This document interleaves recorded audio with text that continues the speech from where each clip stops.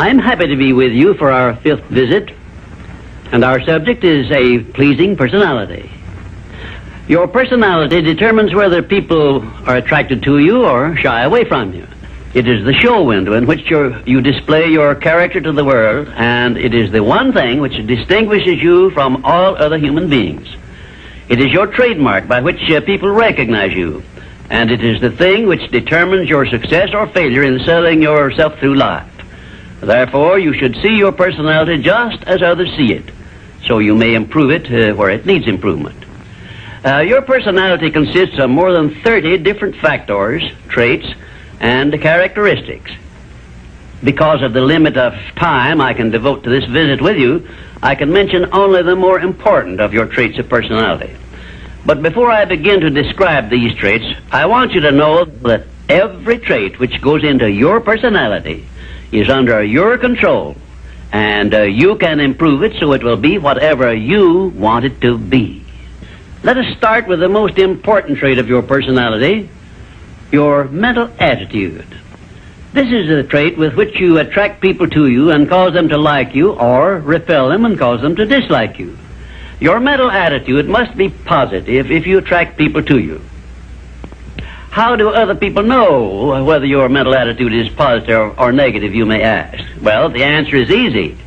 First of all, other people tune in and pick up your mental attitude by telepathy without your saying a word or making a move. But there are other ways they can tell whether your mental attitude is negative or positive. You disclose this information by the tone of your voice, whether it is pleasant or harsh, by the expression on your face, whether it is soft and pleasing or harsh and scowling, by the courtesy and consideration you show other people, or the lack of these. So you see, there is no escape from revealing to others the exact nature of your personality. The next most important trait of your personality consists of your flexibility of your mental attitude or your lack of it. If you have flexibility, you adjust yourself to all the circumstances in your relations with others without losing your composure or allowing yourself to become irritable or angry. Just remember, if you have flexibility of your mental attitude, it will be impossible for anyone to make you angry or to irritate you without your consent or cooperation. Now, this is worth knowing, isn't it? You cannot control the actions of other people which might justify you in becoming irritated by them, but you can control your reaction to all such circumstances by exercising your trait of flexibility.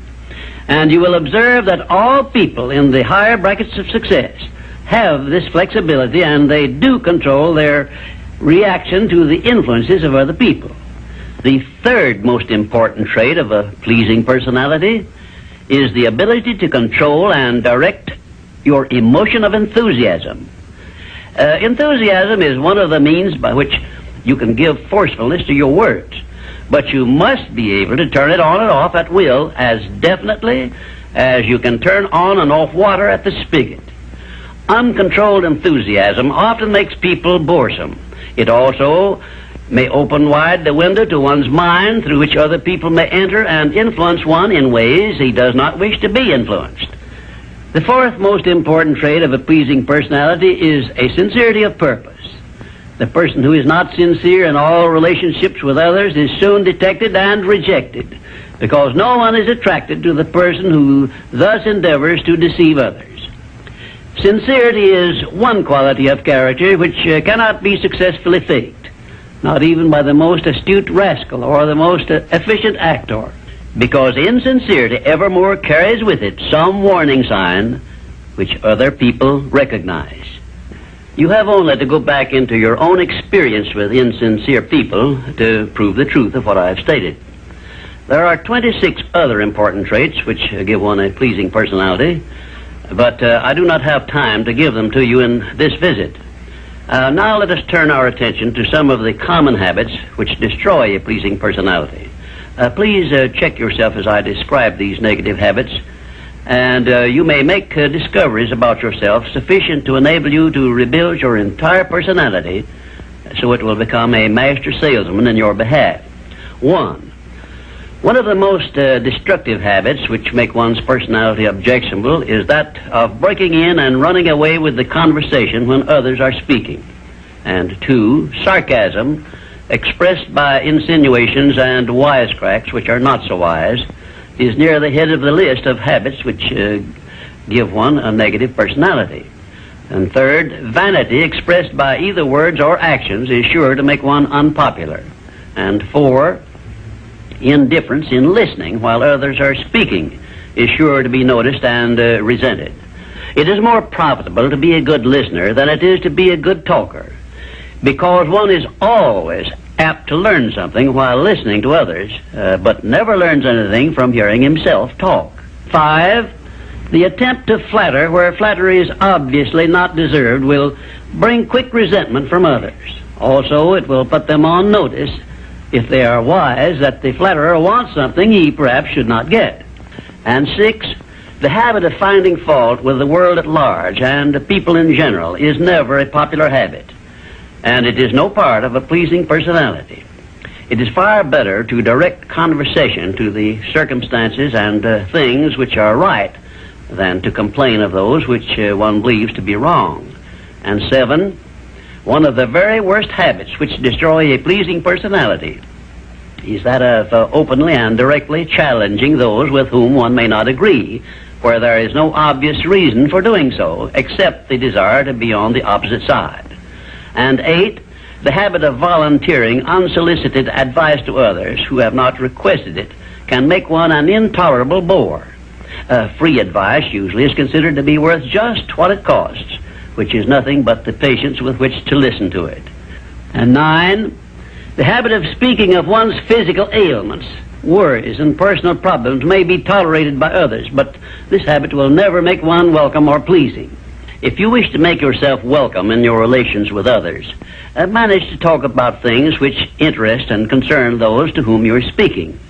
You will never be boresome to the person to whom you are speaking of himself and the things which interest him, a truth which all master salesmen understand and respect. And 10, the habit of endeavoring to convey an impression of superiority through the use of words and topics unfamiliar to others is a surefire destroyer of popularity. If you wish to sell yourself to others successfully, you must negotiate with them on their own level through terms which they understand. And 11, envy of those who are successful is a trait which destroys a pleasing personality. The truly great men and women have all been known to be generous, sympathetic, and joyous in connection with the good fortunes of others. And 12, slovenliness in body, posture, and in clothing never attracts but always repels others. Clothes make not the man, as has been said, but they surely give him a mighty good start if they are appropriate and properly worn. Carelessness in body carriage and posture is immediately traceable to a negative mental attitude. If you are free from these 12 common habits which make one unpopular, you probably have a very pleasing personality. There are 5 other negative habits which make one unpopular, which I have not had the time to mention. Remember this, please. If you are not liked by other people, you may be sure there is a reason which you can detect and correct. It is unnatural for one person to dislike another without a cause. Before you can make full use of the master key to success, you will need to make your personality pleasing. This will require courage on your part and honesty with yourself. A pleasing personality stands near the head of the list of assets which make one truly rich. I was impressed with this truth many years ago when I heard Andrew Carnegie say that he paid his right-hand mastermind ally, Charles M. Schwab, $75,000 a year for the services he rendered directly. But he often gave Mr. Schwab a bonus at the end of the year of $1 million for the influence he exerted on his associate workers because of his pleasing personality. You see, therefore, Andrew Carnegie, who has been said to have been the greatest judge of men this nation has ever known, placed a value on a pleasing personality of more than 10 times as much as he valued the personal services of his right-hand man. Perhaps this will give you a clue that may help you up the market value of your personality. And now, until we meet again, may I wish you health, wealth, and peace of mind.